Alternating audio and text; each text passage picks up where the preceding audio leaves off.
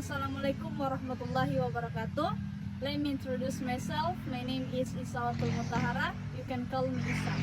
Pada video ini saya akan menjelaskan materi tentang Pancasila sebagai ideologi nasional. Sebagaimana saya adalah anggota kelompok dari kelompok 3 yang menjelaskan materi ini, di mana di dalam materi ini terdapat 4 subbab yang menyangkut di dalamnya. Yang pertama yaitu pengertian dan sejarah ideologi. Yang kedua adalah Pancasila sebagai ideologi. Yang ketiga adalah tahapan perkembangan Pancasila sebagai ideologi nasional. Dan yang keempat adalah makna Pancasila sebagai ideologi nasional Indonesia.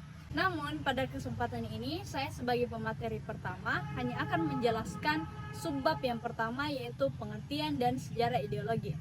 Baik, untuk yang pertama yaitu sejarah ideologi. Istilah ideologi itu dikemukakan pertama kali oleh ilmuwan Antoine Destre-de-Tracy pada 1754 sampai 1863 yang bertepatan dengan bergejolaknya revolusi Prancis yang mengemukakan tentang ilmu tentang ide.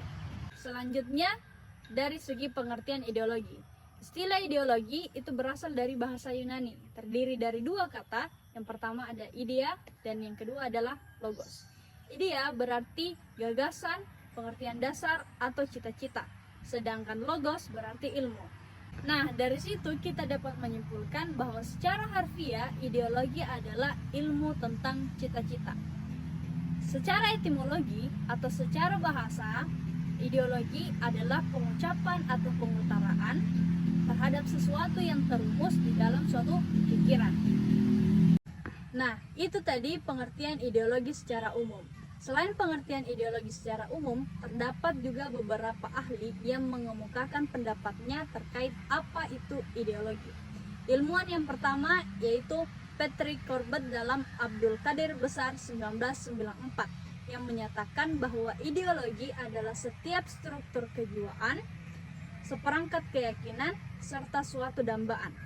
Nah, yang dimaksud struktur kejiwaan yaitu struktur kejiwaan yang tersusun oleh seperangkat keyakinan yang mengenai sifat hakikat manusia dan alam semesta yang ia hidup di dalamnya, serta ideologi menjadi suatu dambaan agar keyakinan-keyakinan tersebut dapat dihayati oleh segenap orang yang ada di dalamnya.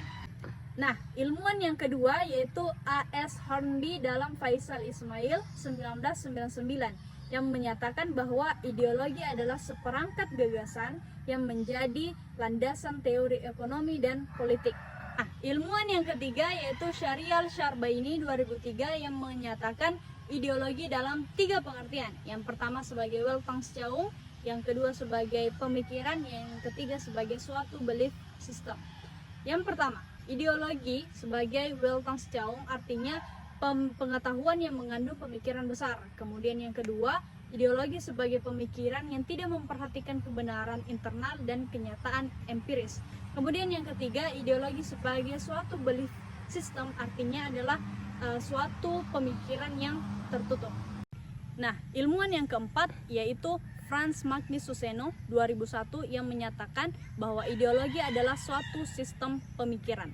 Berdasarkan pengertian yang dikemukakan oleh beliau kemudian membagi ideologi menjadi 2, yaitu ideologi tertutup dan ideologi terbuka.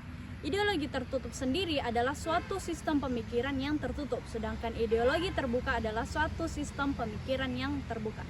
Itulah penjelasan dari saya terkait materi Pancasila sebagai ideologi nasional, terkhususnya pada subbab yang pertama yaitu pengertian dan sejarah ideologi.